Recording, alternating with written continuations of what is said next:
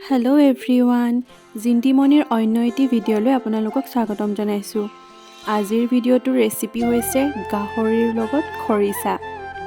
গাহৰি, পিঁয়াজ, নহৰু আদাৰ পেষ্ট, এয়া হৈছে শুকান জলকীয়াৰ পেষ্ট আৰু এইফালে বাঁহগাজ। প্ৰথমে মই গাহৰিখিনি বইল কৰি লৈছোঁ। যিহেতু গাহৰি বইল কৰি ল'লে ভাল হয়, গাহৰিখিনি মই অলপ টাইম বইল কৰি লৈছোঁ। বইল কৰোঁতে মই ইয়াত দি দিছোঁ অলপ নিমখ, যাতে ইয়াত থকা লেতেৰাবোৰ ওলাই যায়। গাহৰিখিনি বইল কৰি লোৱাৰ পিছত মই গৰম কেৰাহীটোত অকণমান তেল দিম। যিহেতু গাহৰিত বহুত তেল থাকে, সেইবাবে মই অলপ তেল দিছোঁ ইয়াতে। তেলটো আপোনালোকে এনেকৈ ভালকৈ গৰম হ'বলৈ দিব, নহ'লে পিঁয়াজখিনি দিয়াৰ পিছত তেলৰ গোন্ধটো আহি থাকে। ভালকৈ তেলখিনি গৰম কৰি লোৱাৰ পিছত ইয়াতে আমি পিঁয়াজখিনি দি দিম। 2 মিনিট সময় আমি পিঁয়াজখিনি এনেকৈ ভাজিম। এনেকৈ পিঁয়াজখিনি ৰঙা হৈ যোৱাৰ পাছত আমি পিচি থৈ দিয়া নহৰু আদাৰ পেষ্টটো দি দিম ইয়াত।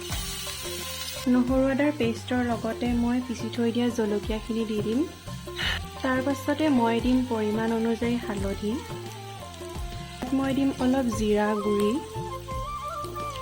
এতিয়া ভালকৈ আটাইখিনি অলপ লৰাই কৰি সিজিবলৈ দিম। মছলাখিনি ভালকৈ সিজি গ'ল। এতিয়া মই বইল কৰা গাহৰিখিনি দি দিম।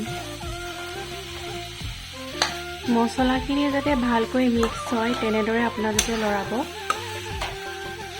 তাৰ পাছতে আমি 5 মিনিটমান এনেকৈ চিমত সিজাই থৈ দিম। 5 মিনিটমান সিজাই লোৱাৰ পাছত যাতে আলুখিনিও সিজে, সেইবাবে কাটি থৈ দিয়া আলুখিনি ইয়াত দি দিম। দি ভালকৈ লৰাই দিম। 5 মিনিটমান এনেকৈ ভালকৈ সিজাৰ পাছত উলিয়াই থৈ দিয়া বাঁহৰ গাজখিনি মই ইয়াত দি দিম।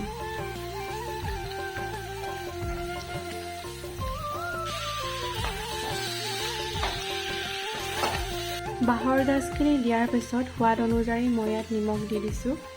ভালকৈ লৰাই এইখিনি মই চিমত 10 মিনিটমান এনেকৈ ঢাকি থৈ দিম। মাংসখিনি অলপমান এনেকৈ লাগি যোৱা হ'লে অকণমান এনেকৈ লাগি ধৰা টাইপৰ যদি হয়, তাত আমি পৰিমাণ অনুযায়ী পানী দি দিম। পানী দিয়াৰ পাছত মাংসখিনি আমি আধা ঘণ্টাৰ কাৰণে এনেকৈ সিজাম।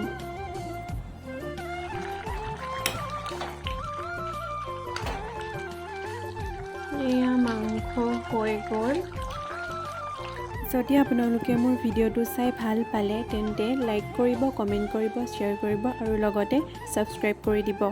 নতুন এটি ভিডিঅ'ত লগ পোৱাৰ আশাৰে আজিলৈ বাই বাই।